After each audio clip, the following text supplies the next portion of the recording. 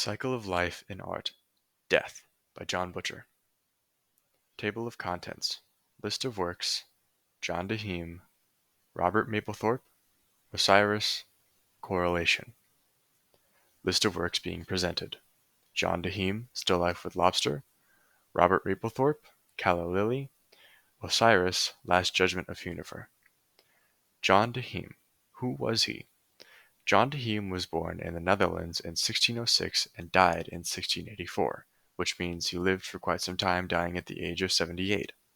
John was renowned for his still life paintings. The main medium that was used by John was oil paints.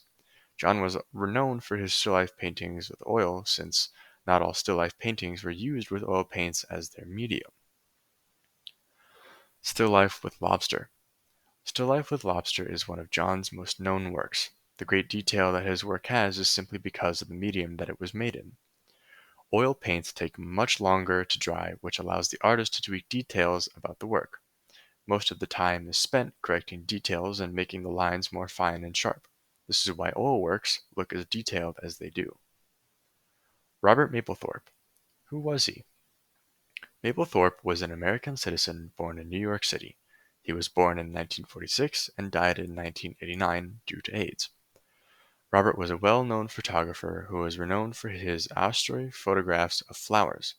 Mapplethorpe was also known as a homosexual and lover of writer and drummer-editor Jack Frister. Calla Lily. Calla Lily was meant to be a sort of last cry or broadcast of hope from Mapplethorpe during the AIDS epidemic. The interesting thing about this photograph was that not only did it have cultural significance, however, it also has social significance, simply because almost everyone in America knew someone who was suffering from AIDS. Osiris and his significance. When it comes to art, religion and beliefs are something quite significant, and when it comes to the Egyptian beliefs, they are no exception. The god Osiris is like Zeus, the god of gods and the one who oversees everything.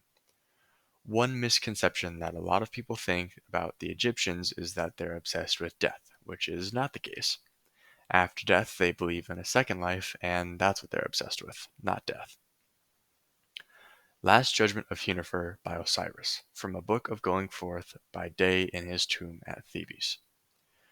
Now, from what we know about the Egyptians, they believed in a judgment before passing on to the afterlife, or having their soul devoured.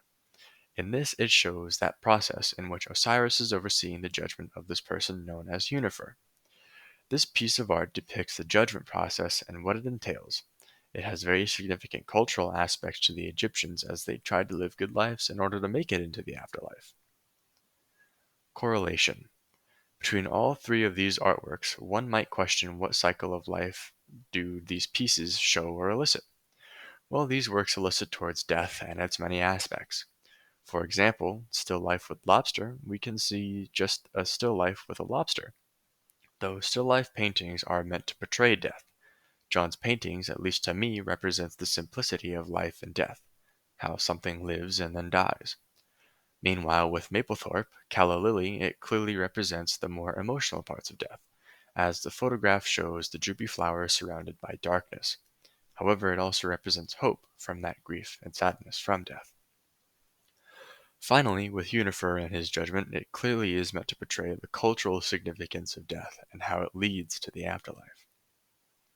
The end.